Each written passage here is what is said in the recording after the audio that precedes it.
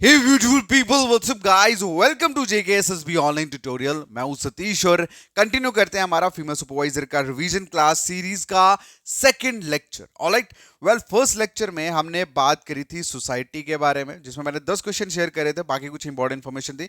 लेकिन आज हम उसी के आगे क्वेश्चन जो हैं वो कंटिन्यू करेंगे सोसाइटी टॉपिक के। ऑलराइट, लेकिन स्टार्ट करने से पहले आप सबको बता दूं कि कश्मीर वाले जितने भी कैंडिडेट हैं जो मुझे मैसेज कर रहे हैं, कॉल्स कर रहे हैं, कमेंट्स कर रहे हैं, आप सबको बता दूं कि आप लोगों को बुक नेक्स्ट अगले 2 दिन में अवेलेबल होगी। कश्मीर के साथ साथ जितनी भी डिस्ट्रिक्ट्स हैं वहां पे भी नेक्स्ट 2 दिन में बुक पहुंचेगी।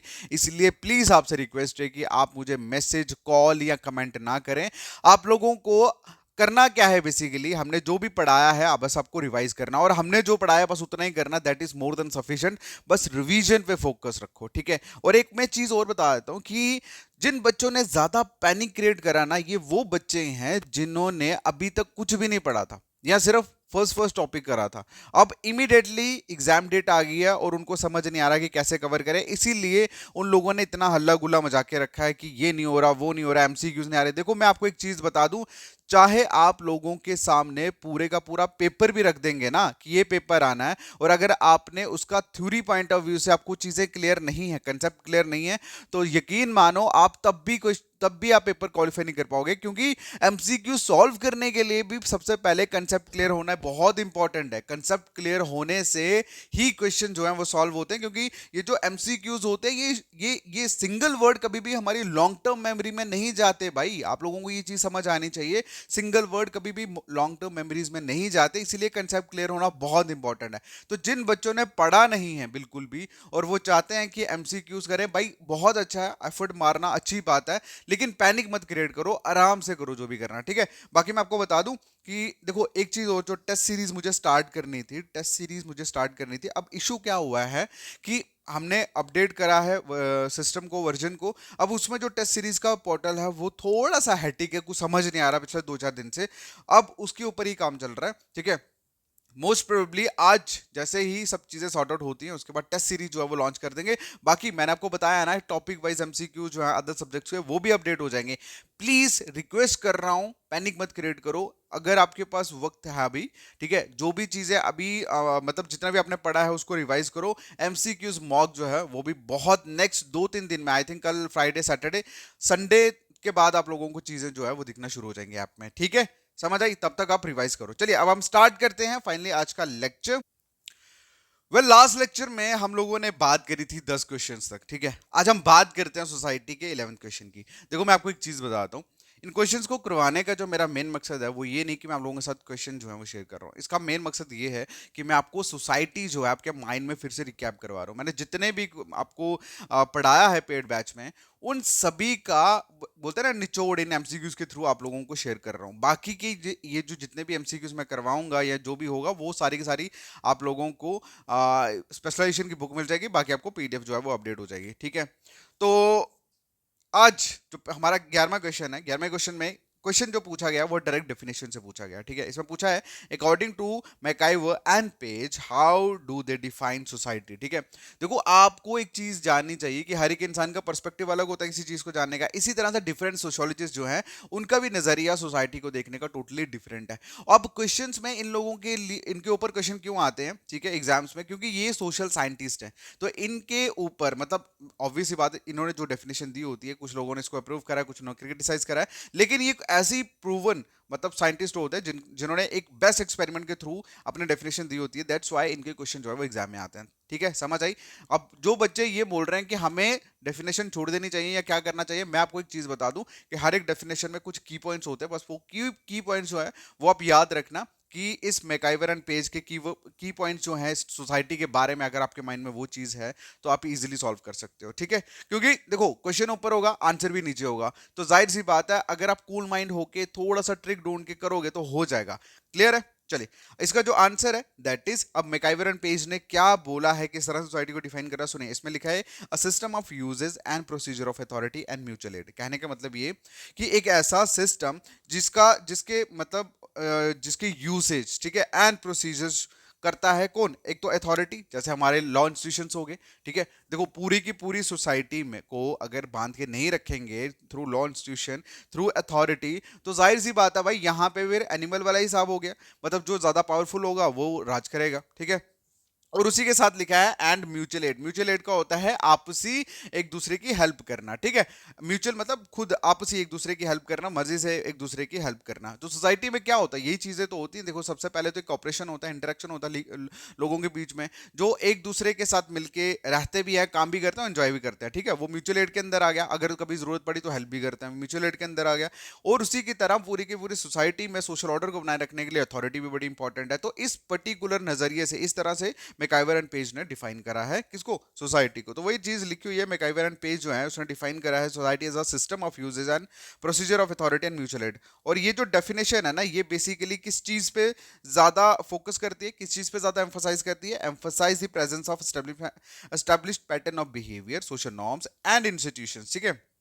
कहने का मतलब ये कि मैकाइवर एंड पेज ने सबसे ज्यादा सोसाइटी में अगर किसी चीज को जोर दिया है, वो दिया है। देखो अथॉरिटी का मतलब क्या होता है? किसी चीज को मतलब एक ऐसी अथॉरिटी जो चीजों को क्या कर रही है? रन कर रही है, ठीक है, अच्छे तरीके से, स्टेबल तरीके से। अब वो अच्छे तरीके से रन तभी होगी जब कोई प्रॉपर रूल एंड रेगुलेशंस होंगे जिसको लोग फॉलो करेंगे और उसके अकॉर्डिंगली काम करेंगे। तो वही चीज बोली है कि लोगों का पैटर्न ऑफ बिहेवियर हो गया, सोशल सोशल नॉर्म्स हो गए। सोशल नॉर्म्स भी एक तरह के रूल्स ही होते हैं, अनरिटन रूल जिन्हें हम बोलते हैं।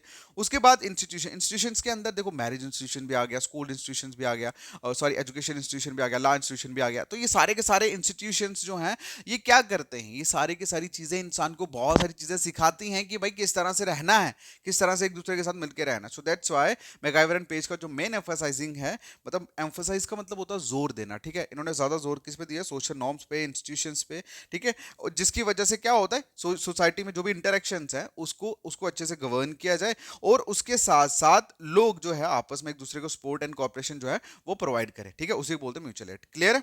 डन। चलो अगला जो क्वेश्चन है पूछा गया है, बताइए अकॉर्डिंग टू लिपायर, ठीक है, what does the term society refer to, ठीक है। तो लिपायर ने सोसाइटी को किस तरह से डिफाइन करा है, ये क्वेश्चन में पूछा है। तो इसका जो आंसर है that is the complex pattern of norms of interaction. देखो मैकाइवर एंड पेज ने किस चीज पे फोकस करा है? अथॉरिटी एंड म्यूचुअल एड के ऊपर। ये दो इंपॉर्टेंट चीज अगर आपने पढ़ ली है, सुनो मैं इसके बारे में बताता हूँ। मैकाइवर एंड पेज की डेफिनेशन को याद करने के लिए आपको सिर्फ दो ही चीजें याद रखनी है, एक अथॉरिटी, ठीक है, एंड दूसरा जो है दैट इज म्यूचुअल एड, ठीक है, म्यूचुअल एड। इन दो चीजों को याद रखो, आपको मैकाइवर एंड पेज भूलेगा नहीं कभी, ठीक है।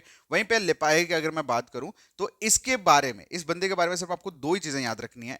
एक सॉरी एक ही चीज याद रखनी है, इंटरेक्शन तो सोसाइटी में होगा ही होगा, ये तो आपको पता है, क्योंकि सोसाइटी जो है that's a group of people having interaction, उसी को बोलते हैं। अब जब लिपायर की बात आएगी ना कि इसने अपना क्या व्यू पॉइंट रखा है सोसाइटी के ऊपर, तो याद रखना सिर्फ एक चीज आपको लिखनी है, that is complex pattern of norms. क्या लिखना है? कॉम्प्लेक्स पैटर्न ऑफ नॉर्म्स, ठीक है। बस ये इसने सिर्फ और ये जो नॉर्म्स का कॉम्प्लेक्स पैटर्न है उसी के ऊपर जोर दिया, दैट्स ऑल, ठीक है। समझ आया? चलिए अगला जो क्वेश्चन है पूछा गया है कि how does society influence the behaviour of its member. मतलब सोसाइटी जो है वो किस तरह से अपने मेंबर्स के बिहेवियर को इन्फ्लुएंस करती है। इन्फ्लुएंस का मतलब होता है इंपैक्ट डालना, मतलब असर डालना, ठीक है। ओके, इन्फ्लुएंस होता है प्रभावित करना है, हिंदी में बोलते हैं प्रभावित करना। तो वैसे अगर हम नॉर्मल भाषा में बोले तो मतलब असर डालना बोल सकते हो। तो किस तरह से डालता है? That is through formal and informal mechanism. Mechanism का मतलब होता है प्रोसेस, प्रोसेस किसको बोलते हैं? मैकेनिज्म का मतलब क्या होता है? प्रोसेस, ठीक है, मतलब रास्ता, वे, तरीका, ठीक है। तो कहने का मतलब ये सोसाइटी जो है वो अपने मेंबर्स के बिहेवियर को किस तरह से इन्फ्लुएंस करती है, किस तरह से उनके मतलब उनके उनके बिहेवियर को एक प्रॉपर तरीके से अलाइन करती है। क्योंकि जाहिर सी बात है यार, दुनिया में अगर जैसे फॉर एग्जांपल हमारे कोर्स की ही बात लगा लो, यहाँ पे 90% लोग जिन्होंने बहुत अच्छे से पढ़ा है, बहुत अच्छे से आराम से पढ़ रहे हैं, रिवीजन कर रहे हैं, लेकिन 10% ऐसे कैंडिडेट है जिन्होंने कुछ भी नहीं पढ़ा और एग्जाम डेट आते ही पैनिक हो गए हैं, ठीक है। एंजाइटी आ रही है, स्ट्रेस हो रहा है, तो जाहिर सी बात है ये 10 लोग जो हैं ये एक अलग तरह से इन्होंने शोर मचा के रखा है। तो जाहिर सी बात है अब चीज़ों को अलाइन करने के लिए, इनके बिहेव सभी के बिहेवियर को इन्फ्लुएंस करने के लिए कुछ ना कुछ पैटर्न होगा। जैसे मैंने अभी वीडियोस के थ्रू या मैं जो भी काम कर रहा हूँ इसीलिए कर रहा हूँ कि इन सबका भला हो, ठीक है। इसी तरह से सोसाइटी जो है वो क्या करती है, सोसाइटी जो है वो अपने मेंबर्स को, ऑब्वियस सी बात है different different members, different different mindset, different different सोच, तो अब डिफरेंट सोच डिफरेंट माइंडसेट के लोगों के बिहेवियर को किस तरह से सोसाइटी इन्फ्लुएंस करती है वो क्वेश्चन में पूछा है। तो इसका जो आंसर है दैट इज फॉर्मल। फॉर्मल मतलब फॉर्मल तरीके से, फॉर्मल तरीके से मतलब आपके लॉ जो आगे, ठीक है, एक तो फॉर्मल हो गया, दूसरा हो गया इनफॉर्मल मैकेनिज्म। मैकेनिज्म होता है प्रोसेस के थ्रू, तो वही लिखा है सोसाइटी जो है वो इन्फ्लुएंस करती है अपने मेंबर्स के बिहेवियर को through combination of formal mechanism. Formal mechanism में आप लोगों का लॉ, रेगुलेशन, सोशल इंस्टीट्यूशंस आगे, as well as informal mechanism जैसे आप लोगों को social norms, customs, peer pressures, ये सब आगे, ठीक है, समझ आई।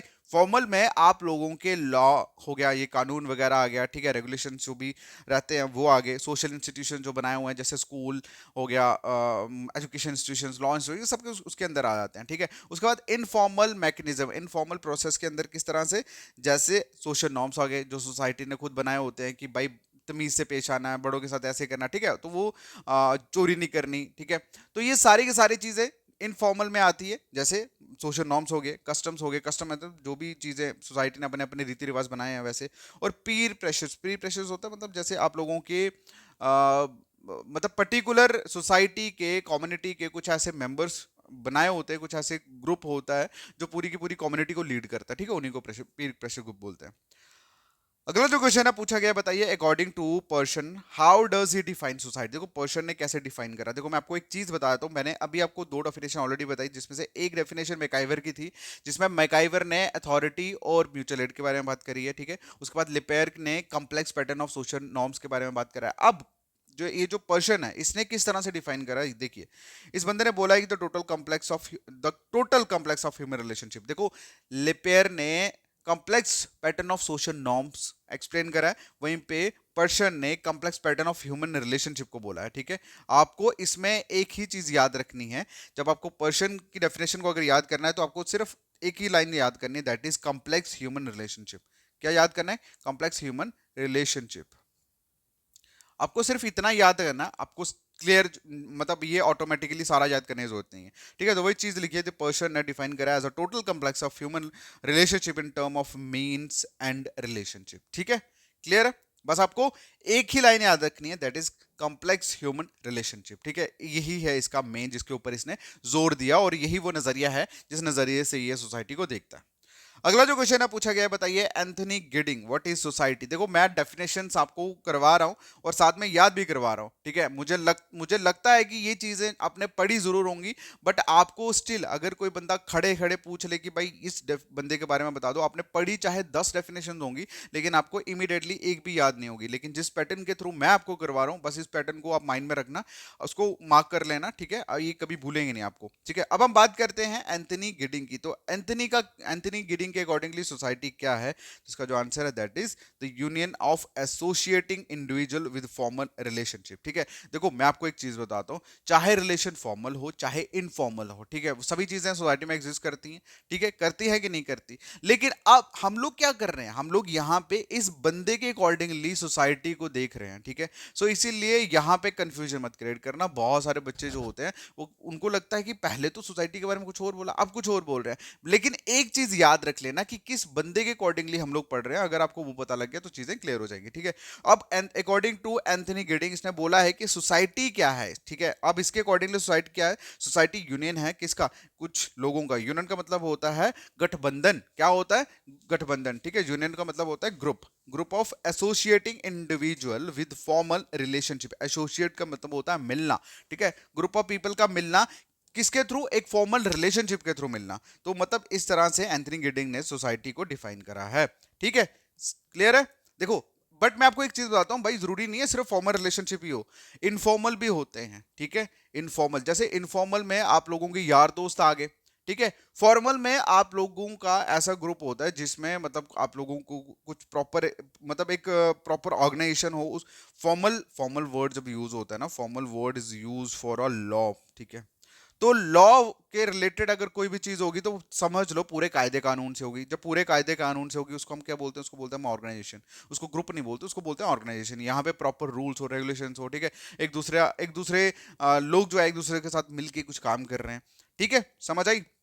और उनके बीच में एक फॉर्मल रिलेशनशिप है, ठीक है, और इस रिलेशनशिप की वजह से वो एक दूसरे से बंधे हुए हैं, मिले हुए हैं। लेकिन सोसाइटी में इनफॉर्मल रिलेशनशिप भी होते हैं, यारी दोस्ती हो गया या अदर ऐसे गपशप मारने वाले या चक्कर चक्कर लगाने वाले, ये इनफॉर्मल के अंदर आते हैं। लेकिन हम लोग क्या पढ़ रहे हैं? हम लोग एंथनी गिडिंग के अकॉर्डिंगली पढ़ रहे हैं कि सोसाइटी क्या है। जब भी आपको क्वेश्चन कभी आएगा कि according to Anthony Giddens what is society, या what is society according to Anthony Giddens, तो आप लोगों को पता होना चाहिए कि इस बंदे ने किसके ऊपर जोर दिया है। इस बंदे ने जोर दिया है फॉर्मल रिलेशनशिप में, फॉर्मल रिलेशंस के ऊपर।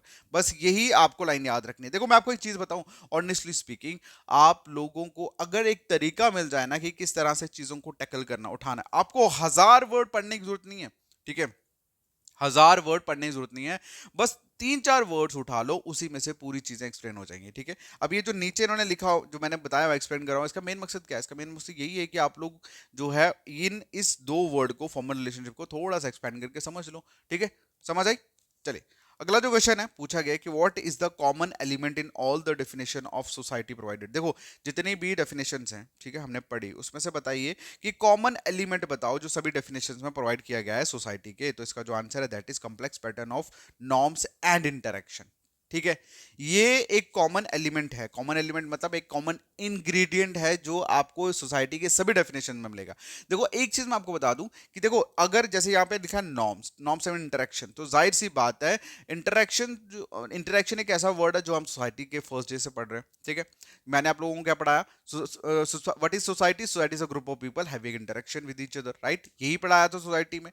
तो इंटरेक्शन वर्ड तो आ गया। अब देखो इंटरेक्शन है तो ऑब्वियस सी बात है, अब यारी दोस्ती है तो कुछ सोसाइटी के नॉर्म्स भी होंगे, ठीक है, जिसे हम इनफॉर्मल रूल्स बोलते हैं, सो दैट की चीजें जो है वो स्मूथली वर्क करे, कोई प्रॉब्लम ना क्रिएट हो, ठीक है। तो इसीलिए जो मेन कॉमन एलिमेंट रहते हैं जितनी भी डेफिनेशंस प्रोवाइड हुई हैं सोसाइटी में, उसमें क्या है? That is complex pattern of norms and interaction, ठीक है, क्लियर है, समझ आई। कहने का मतलब ये कि सोसाइटी जो है that is not just a group of people man, not a group of people, but as society को बोलते हैं group of people having interaction, ठीक है। और उनके साथ साथ क्या है? एक एक मतलब अकॉर्डिंग टू उनके बीच में कुछ नॉर्म्स है जिसके अकॉर्डिंगली वो सारी की सारी चीजें जो सोसाइटी में रन कर रही हैं, ठीक है।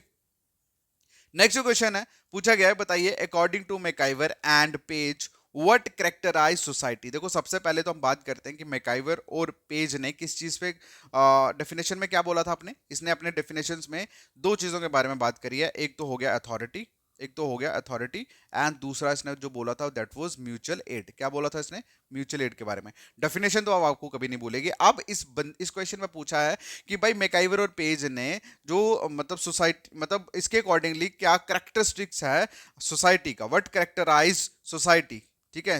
तो मतलब सोसाइटी जो है वो क्या दर्शाती है, ठीक है, क्या शो करती है, करेक्टराइज मतलब क्या शो करती है। तो इसका मेन आंसर जो है that is constant change and complexity. देखो सोसाइटी जो है दैट इज ना कंटिन्यू फेज ऑफ चेंजिंग, ठीक है। मतलब कहने का पहले जब सोसाइटी स्टार्ट हुई, जब मैंने टाइप्स ऑफ सोसाइटी में पढ़ाया था, सबसे पहले क्या आया था? आप लोगों के हंटिंग गैदरिंग सोसाइटी आई थी, ठीक है। उसके बाद धीरे धीरे फिर पोस्टल सोसाइटी आई, फिर हॉर्टिकल्चर सोसाइटी आई, फिर एग्रीकल्चर आई, फिर इंडस्ट्रियल आई, फिर पोस्ट इंडस्ट्रियल आई। पढ़ाया था ना टाइप्स में। तो मतलब कहने का मतलब ये कि सोसाइटी यहाँ पे क्या हो रही है? यहाँ पे हर टाइम पे हर स्टेज पे कांस्टेंट चेंज हो रही है। जिस तरह से इंसान डेवलप कर रहा है सोसाइटी में भी चेंज होता चला जा रहा है। तो वही चीज लिखी है मैकाइवर पेज ने, क्या करेक्टर मतलब according to MacIver and Page किस सोसाइटी जो है वो किस मतलब क्या दर्शाती है, ये पूछा गया है। तो इसका जो answer that is constant change and complexity. तो वही चीज लिखी है यहाँ पे, according to MacIver and Page society is characterized by constant change and complexity. Complexity का मतलब होता है दिन प्रतिदिन चीजों का थोड़ा सा कॉम्प्लेक्स हो जाना। देखो सिंपल चीज जो होती है वो होती है मतलब सिंपल, बिल्कुल सिंपल। अब सिंपल चीज को थोड़ा टफ कर दिया जाए तो उसी टफनेस को वर्ड बोला जाता है complexity in term of society, ठीक है। अब यहाँ पे डिफिकल्ट वर्ड हम यूज नहीं कर सकते, टफ वर्ड यूज नहीं कर सकते, क्योंकि हम लोग बात कर रहे हैं सोशल साइंस की। और सोशल साइंस में हम लोग अक्सर किस वर्ड को यूज करते हैं? हम लोग वर्ड यूज करते हैं कॉम्प्लेक्सिटी को, ठीक है, समझ आई, क्लियर। तो जो सोसाइटी है वो क्या है? वो डायनामिक नहीं है। Society is not a dynamic, society is not dynamic, sorry sorry sorry, society is not static, society क्या है? डायनामिक है, ठीक है। सोसाइटी स्टैटिक का मतलब होता है जो खड़ी रहती है, डायनेमिक होता है that changes with the time, ठीक है, that changes with the time, understand. Society is not static, it's a dynamic, ठीक है। तो वही चीज लिखिए कि सोसाइटी में constant you will see changes and complexity. Complexity क्यों? क्योंकि पहले एक जमाना था हंटिंग गैदरिंग की, अगर हम बात करें तो लोग जाते थे, शिकार करते थे, खाते थे, सो जाते थे। अब धीरे धीरे फिर क्या हुआ, फिर थोड़ा पशुपालन शुरू हुआ, फिर उसके बाद क्या हुआ, लोगों ने हॉर्टिकल्चर सिस्टम शुरू करा, फिर अनाज उगाना शुरू करा, उसके बाद इंडस्ट्रियल आई, मतलब इंडस्ट्रीज सेटअप हो गई, और इंडस्ट्रीज के बाद जब हम पोस्ट इंडस्ट्रीज की बात करें तो इन्फॉर्मेशन का दौर आया, ठीक है। तो इन्फॉर्मेशन में फिर आपका एआई वगैरह जो आज टॉप पे चल रहा है, ठीक है। तो इसी तरह से मैकाइवर के अकॉर्डिंगली सोसाइटी में जो मेन करेक्टरिस्टिक्स है वो ये कांस्टेंट चेंज एंड कम्प्लेक्सिटी। अगला जो क्वेश्चन है पूछा गया है कि बताइए which distinguish society from a random group of people. ये आप लोगों को सबको पता है, ये क्वेश्चन हमने लास्ट भी आई थिंक करा था कि सोसाइटी जो है वो किस तरह से डिफरेंट है just a group of people. तो इसका जो आंसर है कि जो सोसाइटी है वो एक पर्पसफुल होती है, ठीक है, एक मीनिंगफुल एसोसिएशन होती है, ठीक है। मतलब जो लोग एक दूसरे के साथ इंटरेक्टेड है तो उसके पीछे कोई ना कोई वजह होगी, कोई ना कोई रीजन होगा। अब जैसे ऐसे आमतौर पे लोग इकट्ठे हो जाए, भीड़, जैसे आप सिटी में जाओ तो वहां पे तो बहुत भीड़ होती है, लेकिन वहां पे हम लोग उसको सोसाइटी नहीं बोल सकते। क्यों? क्योंकि उनके बीच में कुछ भी इंटरेक्शन नहीं है, समझ आई।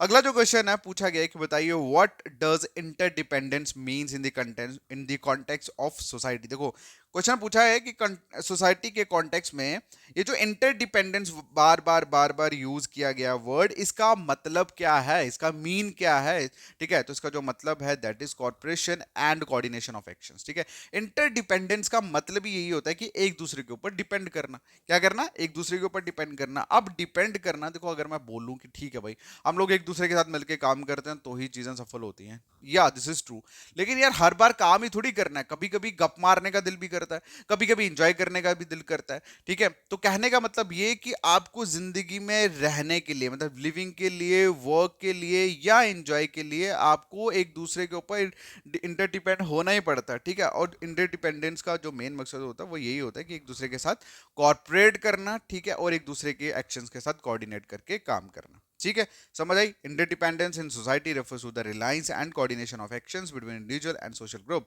ठीक है। कहना मतलब ये कि इंटरडिपेंडेंस जो सोसाइटी में आप लोग पढ़ते हो उसका मेन मकसद यही है कि एक दूसरे के साथ मिलके कोऑर्डिनेशन के साथ एक्शंस करना, सो दैट कि जो भी वो करना चाहते हैं, ठीक है, मतलब कॉर्पोरेशन कोलैबोरेशन के साथ काम करना, सो दैट कि जो भी सोसाइटी को एक एज अ होल जैसी फंक्शनिंग चाहिए वैसा परफॉर्म कर सके, ठीक है। अब मेरा ये कहने का मतलब कि देखो, अब अगर मैं ऊपर से देखूं सोसाइटी क्या है मेरे लिए, ठीक है, that is like a car ना, जिसके सारे के सारे फंक्शन प्रॉपर्ली काम करेंगे तो वो चलेगी। अगर सपोज कार का ब्रेक या रेस में कोई इशू आ गया, क्लच प्लेट में कोई इशू आ गया, तो जाहिर सी बात है प्रॉपर वर्क नहीं करेगी। तो इसी तरह से सोसाइटी में जो लोग हैं अगर वो अच्छे से काम करेंगे, कोऑर्डिनेशन के साथ काम करेंगे, सोसाइटी बहुत अच्छे से वर्क करेगी। अदरवाइज क्या होगा? अदरवाइज क्या होगा? क्लैश हो जाएगा, ठीक है। अगला जो क्वेश्चन है पूछा गया है बताइए how does society regulate the behaviour of its member. ये ऑलरेडी हमने पढ़ चुका है। इसका जो आंसर है that is through laws and norms, ठीक है। देखो आपको एक चीज मैं बताऊं, ये क्वेश्चन हमने ऑलरेडी पढ़ा था नो डाउट, लेकिन वहां पे क्या था? Through formal and informal rules, ठीक है, कुछ ऐसे पढ़ा था हमने, formal and informal, informal mechanism, ये पढ़ा था हमने, ठीक है, ये पढ़ा था हमने। लास्ट टाइम जो हमने क्वेश्चन पढ़ा उसमें क्या लिखा कि सोसाइटी जो है वो अपने लोगों के मेंबर के बिहेवियर को किस तरह से रेगुलेट करती है। तो हमने क्या पढ़ा था उसमें कि through formal and informal mechanism. Mechanism मैंने आपको बताया था, मैकेनिज्म का मतलब प्रोसेस, तरीका, ठीक है। लेकिन यहां पे देखो क्या लिखा है, थ्रू लॉज एंड नॉर्म्स, ठीक है। तो लॉज जो है वो आपका फॉर्मल के अंदर आ गया और नॉर्म्स जो है वो इनफॉर्मल के अंदर आ गया। समझ आई? समझ आई भाई। क्वेश्चंस जो हैं वो चेंज होंगे, लेकिन अगर आपको कंसेप्ट क्लियर है तो आप इजीली उसको करोगे। अगला जो क्वेश्चन है पूछा गया है बताइए what is the major source of economic organisation, ठीक है, in hunting and gathering society. Organisation का मतलब क्या होता है? ऑर्गेनाइजेशन का मतलब होता है ग्रुप, ठीक है। जब लोग एक ग्रुप है हैविंग अ सेम फंक्शनिंग तो उसको हम ऑर्गेनाइजेशन बोल सकते हैं, ठीक है। बट मैं इसको ऐसे लिख देता हूँ यहाँ पे। अब यहाँ पे लिखा है कि जो सोसाइटी हंटिंग और गैदरिंग वाली सोसाइटी जी, जब हमने सोसाइटी पढ़ी थी, ठीक है, फर्स्ट सोसाइटी यही थी हंटिंग एंड गैदरिंग वाली। तो क्वेश्चन में पूछा गया है कि इन लोगों का मेजर सोर्स ऑफ इनकम क्या था, ठीक है। तो इसका जो आंसर है that is hunting and gathering ही इनका मेजर सोर्स था, ठीक है। मतलब उस टाइम पे खैर पैसे पूसे वाला तो कोई सीन था नहीं, तो मतलब एक रहने खाने जिंदगी जीने के लिए ये लोग क्या करते थे, ये लोग हंटिंग और गैदरिंग ही करते थे। तो वही चीज लिखी है कि मेजर सोर्स जो था इकोनॉमिक ऑर्गेनाइजेशन का हंटिंग गैदरिंग सोसाइटी में, वो यही था कि वो खुद से ही हंट करते थे और गैदर करके देन खाते थे, ठीक है। अब हंटिंग आप सभी को पता ही है किसकी, जानवरों की हो गया, वाइल्ड प्लांट्स की हो गया, मछलियों वगैरह की हो गया। अगला जो क्वेश्चन है पूछा गया है, बताइए what characterize an industrial society, ठीक है। आप लोगों को मैंने पढ़ाया था सबसे पहले हंटिंग, पॉस्टरल, उसके बाद हॉर्टिकल्चर, एग्रीकल्चर, उसके बाद इंडस्ट्रियल सोसाइटी, फिर उसके बाद आया था पोस्ट इंडस्ट्रियल सोसाइटी, ठीक है। ये चीजें मैंने पढ़ाई थी आपको, आई होप आपने रिवाइज करा होगा। देखो बिना रिवीजन के भाई क्वेश्चन करोगे ना तो कोई फायदा नहीं है, टाइम वेस्ट कर रहे हो आप अपना, ठीक है। तो आप बोलो अगर मैं क्वेश्चन रट्टा मार लूंगा तो भाई रट्टा रूटा तो बचता नहीं क्वेश्चंस को, मैं पहले बता दूं। हमारी दो तरह की मेमोरी होती है, एक शॉर्ट टर्म एक लॉन्ग टर्म। तो शॉर्ट टर्म मेमोरी में रट्टा बच सकता है कुछ टाइम के लिए, लेकिन 5 सब्जेक्ट्स को पढ़ के जाना एग्जाम सेंटर में और ये सोचना मैं कर लूंगा तो फिर दिक्कत हो जाएगी। कंसेप्ट क्लियर होना बहुत इंपॉर्टेंट है, ठीक है। अब इस क्वेश्चन की बात सुनो। इस क्वेश्चन में पूछा है कि जो इंडस्ट्रियल सोसाइटी थी, ये वाली जो इंडस्ट्रियल सोसाइटी थी, इसके ये मेन कैरेक्टर्स, मतलब क्या कैरेक्टरिस्टिक थे इसके, इसके अंदर क्या था, ठीक है, स्पेशल क्या था। तो इसका जो आंसर है दैट इज प्रोडक्शन। आप सभी को पता है इंडस्ट्रियल जब स्टार्ट हुई, देखो इंडस्ट्रियल से पहले एग्रीकल्चर अगर हम बात करें तो लोग क्या करते थे, खेती बाड़ी करते थे, मैनुअल वर्क करते थे। लेकिन उसके बाद फिर शहरों में इंडस्ट्रियल रेवोल्यूशन की वजह से क्या हुआ, कारखाने ओपन हुए, इंडस्ट्रीज आई। अब इंडस्ट्रीज किस चीज पे बेसिस पे चलती थी, ऑब्वियस ही बात है इंडस्ट्रीज में क्या होती थी, मशीन्स होती थी जो पावर मतलब फ्यूल से चलती थी। तो वही जो है, अब फिर इंडस्ट्रियल रेवोल्यूशन में जो प्रोडक्शन था, प्रोडक्शन बेस्ड चीजें जो थी थ्रू मशीन्स, उनका काम जो था वो बढ़ना शुरू हो गया। और यही इसका मेन कैरेक्टरिस्टिक्स था, ठीक है। इंडस्ट्रियल सोसाइटी का जो मेन कैरेक्टरिस्टिक था वो यही था कि प्रोडक्शन बाय मशीन्स, मतलब मशीन्स के द्वारा इंडस्ट्रियल रेवोल्यूशन के टाइम पे इंडस्ट्रीज में प्रोडक्शन होना शुरू हो गई थ्रू मशीन्स, ठीक है। तो ये इसका मेन जो है वो कैरेक्टरिस्टिक्स है। Clear, done. अगला जो क्वेश्चन है पूछा गया है कि भाई बताइए what is the simplest type of society that exist today, ठीक है। मतलब कौन सी सबसे सिंपल टाइप थी जो आज भी कहीं ना कहीं किसी ना किसी जगह पे एग्जिस्ट करती है लोग। तो इसका जो आंसर है that is hunting and gathering society. तो हंटिंग एंड गैदरिंग सोसाइटी तो हमने फर्स्टली पढ़ी थी, ये सबसे सिंपलेस्ट टाइप थी सोसाइटी की, और ये आज भी बहुत सारे पहाड़ों में या कहीं ना कहीं एग्जिस्ट करती है, ठीक है। और एक चीज मैं और बताऊं, ये जो वर्ड यूज किया गया ना दैट एग्जिस्ट टुडे, ये सिर्फ और सिर्फ कहीं ना कहीं आपको कंफ्यूज करने के लिए लिखा हुआ है, ठीक है। अगर आपको सिंपल लिखते ना what is the simplest type of society, तो यकीन मानो आप इजीली पहला आंसर को टिक करते हैं। लेकिन यहाँ पे आपको कंफ्यूज करने के लिए इन्होंने एक वर्ड लिखा दैट एग्जिस्ट टुडे, जो आज भी एग्जिस्ट करती है। तो आपके माइंड में कहीं ना कहीं क्लैश होना शुरू हो जाएगा कि यार सिंपलेस्ट फॉर्म तो वो थी, लेकिन आज के टाइम पे तो पोस्ट इंडस्ट्री चल रही है, समझ आई। तो इसी तरह से खुद पे कंसेप्ट जो है वो अच्छे से क्लियर कर लो, खुद पे भरोसा कर लो कि जो करोगे बढ़िया होगा, ठीक है। अगला जो क्वेश्चन है पूछा गया, बताइए what which criteria is used to classify countries into first, second and third world countries. कहना है मतलब ये कि आप सभी लोग जानते हैं कि अगर हम कंट्रीज की बात करें तो कंट्रीज में ना एक कॉमन वर्ड बहुत यूज किया गया है, ठीक है। फर्स्ट वर्ल्ड या सेकंड वर्ल्ड तो ज्यादा वर्ड यूज नहीं होता, बट एक चीज बहुत बार यूज करी गई है, थर्ड वर्ल्ड कंट्रीज, ठीक है। थर्ड वर्ल्ड कंट्रीज, ठीक है। अब ये थर्ड वर्ल्ड जो कंट्रीज होती है इसमें अक्सर नाम लिया जाता है बांग्लादेश का हो गया, नेपाल, भूटान, ठीक है। तो अब क्वेश्चन में ये पूछा गया है कि जो फर्स्ट सेकंड और थर्ड वर्ल्ड कंट्रीज की जो कैटेगरीज जो हैं ये किस बेसिस पे बनाई गई हैं। तो इसका जो आंसर है that is economic and technology development के ऊपर, ठीक है। एक देश जो है वो कितना इकोनॉमिकली स्ट्रांग है, टेक्निकली वो कितना स्ट्रांग है, इस बेसिस पे ही उनको कैटेगराइज किया जाता है कि वो फर्स्ट सेकंड या थर्ड वर्ल्ड कंट्रीज में आएगा, ठीक है। देखो पहली जो दो कंट्रीज है ना, फर्स्ट और सेकंड, इनमें समझ लो ये पैसे में भी खतरनाक है अच्छी खासी, जैसे आपका यूएस हो गया, ठीक है। यूएस हो गया, जापान, रशिया, चाइना, ठीक है। ये सारे के सारे आपके फर्स्ट में आ गए। उसके बाद सेकंड भी ऑलमोस्ट यही लोग होते हैं, बस 19-20 का फर्क होता है, लेकिन मेन जो मेजर डिफरेंस होता है वो थर्ड वर्ल्ड कंट्रीज में होता है। ये वो लोग हैं जो डेवलपिंग फेज में हैं, अभी डेवलप हो रहे हैं, ठीक है, अभी डेवलप कर रहे हैं, अभी टेक्निकली या इकोनॉमिकली अपने आप को स्ट्रॉन्ग कर रहे हैं, ठीक है। खैर पहले पहले भारत को भी थर्ड वर्ल्ड कंट्रीज में गिरा जाता था, बट अब नहीं है, ठीक है। चलिए वही चीज लिखी है, समझ आ गया। इकोनॉमिक और टेक्निकल डेवलपमेंट के बेसिस पे ही इनको लेवल्स में कैटेगराइज किया जाता है। अगला जो क्वेश्चन है पूछा गया, एक बताइए what does society consist of in term of culture, ठीक है। मतलब अगर हम बात करें कल्चर पॉइंट ऑफ व्यू से, ठीक है, तो सोसाइटी जो है मतलब society culture point of view से कैसी है, ये क्वेश्चन में पूछा गया है। तो इसका जो आंसर है that is culture point of view से अगर हम देखें सोसाइटी को, तो सोसाइटी किस चीज से कंसिस्ट है, किस चीज से बंधी हुई है, that is symbols, belief, value, norms, practices. ठीक है, देखो कस्टम्स, देखो कल्चर की अगर हम बात करें, कल्चर क्या है, मतलब हर एक इंसान का अपना अपना कल्चर है। हम लोग सारे के सारे इंडियंस हैं, बट अगर आप लोग थोड़ा सा ध्यान से देखोगे, हर बंदे का तौर तरीका, ठीक है, रीति रिवाज, सब कुछ अलग है। तो वो अलग वाला जो सीन है ना, वो कल्चर के अंदर ही आता है। ठीक है, जैसे डोगरा कल्चर अलग से हो गया, ठीक है, कश्मीरी कल्चर अलग से हो गया, ठीक है, उसके बाद और भी जितने डिफरेंट डिफरेंट लोग हैं उनके डिफरेंट डिफरेंट कल्चर्स होंगे। तो वो अपने अपने कल्चर्स के अपने अपने कुछ सिंबल्स होते हैं। सिंबल्स का मतलब ये कि कुछ ऐसे चिन्ह होते हैं, कुछ ऐसे निशान होते हैं जिन्हें, जो हमारे लिए बड़े इंपॉर्टेंट होते हैं, प्यारे होते हैं कल्चर पॉइंट ऑफ व्यू से। हर एक डिफरेंट डिफरेंट कल्चर्स का अपने अपने बिलीफ सिस्टम होते हैं, अपने अपने वैल्यूज होते हैं, अपने नॉर्म्स होते हैं। तो ये सारी की सारी जो है, अगर हम सोसाइटी को देखें इन टर्म ऑफ कल्चर, तो ये सारी की सारी सोसाइटी के साथ कंसिस्ट होती है। ठीक है, कल्चर जो है वो क्या है, एक इंटीग्रल पार्ट है, मतलब ऐसा पार्ट जो इससे अलग नहीं हो सकता, ठीक है, सोसाइटी से। और इसके अंदर आप लोगों के symbol, belief, value, norms, practice, ये सारी चीजें जो हैं, ये सारी की सारी इसके अंदर आती हैं। ठीक है, क्यों? क्योंकि ये कल्चर का पार्ट है, और कल्चर जो है वो मतलब वो एक इंटीग्रल पार्ट है सोसाइटी का। सो दैट्स वाई इसके जो मेंबर्स हैं, वो जिस भी कल्चर से बिलोंग करते हैं, उनके बीच में अपने एक पर्सनल, मतलब अपने कल्चर्स के अकॉर्डिंगली उनके अंदर कुछ बिलीव्स, वैल्यू, नॉर्म्स या सिंबल्स जो हैं वो होते हैं, और उन्हीं के अकॉर्डिंगली कुछ ऐसे चीजें होती हैं जिन्हें वो प्रैक्टिस भी करते हैं। ओके, अगला जो क्वेश्चन है पूछा गया है, बताइए what is the base of social order in society. देखो, सोशल ऑर्डर का मतलब क्या है? सोशल वर्ड जो है ये कहीं ना कहीं सोसाइटी का ही सिनोनिम है। किसका? सोसाइटी का। अब ऑर्डर का मतलब, ये ऑर्डर मतलब एक पूरे तरीके से, ठीक है, पूरे कायदे से। अब सोसाइटी में जो सोशल ऑर्डर जो है वो, मतलब वो किस बेसिस पे बना हुआ है, तो इसका जो आंसर है दैट इज कॉर्पोरेशन। किस पे है? कॉर्पोरेशन। देखो, अगर आज के टाइम पे सोसाइटी अच्छे से वर्क कर रही है, तो वो इसीलिए कर रही है क्योंकि लोग एक दूसरे के साथ कॉपरेट करके काम कर रहे हैं। अगर सपोज लोग एक दूसरे के साथ कॉपरेटिव नहीं होते, तो जाहिर सी बात है ये सोसाइटी जो है वो स्मूथफुली वर्क नहीं करती, और सोसाइटी में ऑर्डर जो है वो नहीं बना होता। अगला जो क्वेश्चन है पूछा गया, बताइए सोसाइटी इज बेस्ट डिफाइन है। सोसाइटी को अगर हम बेस्ट तरीके से डिफाइन करें तो क्या होगा?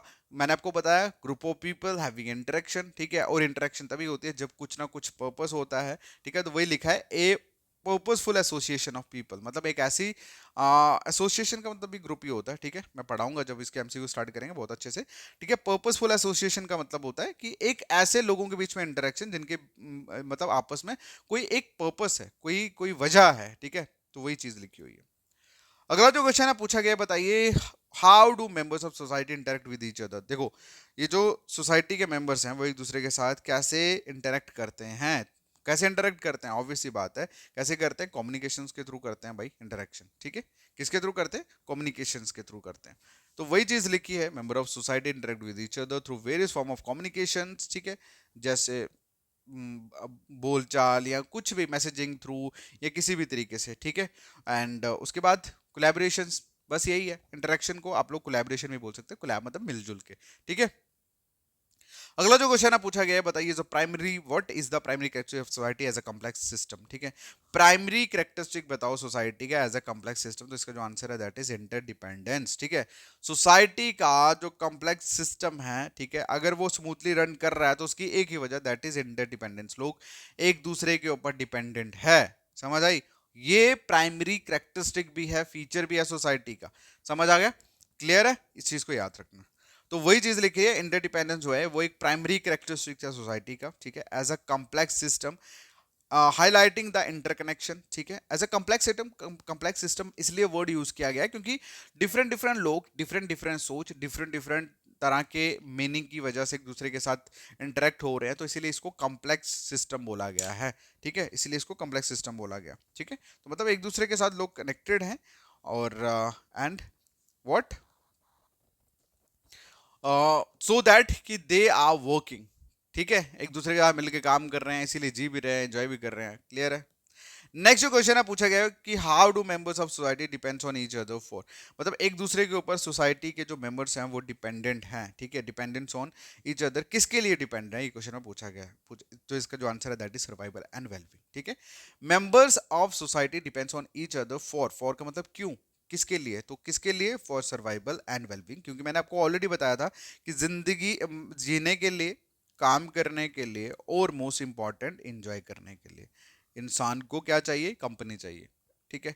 अब जीने के लिए यहाँ पे भी एक पर्पस है, वर्क करने के लिए भी पर्पस है और एंजॉय करने के लिए पर्पस है, तो इसीलिए कुछ पर्पस की वजह से अब उनके बीच में इंटरेक्शन होता है, तो उसी चीज को हम बोलते हैं ग्रुप ऑफ, उस ग्रुप ऑफ पीपल को क्या बोलते हैं, सोसाइटी बोलते हैं, ठीक है।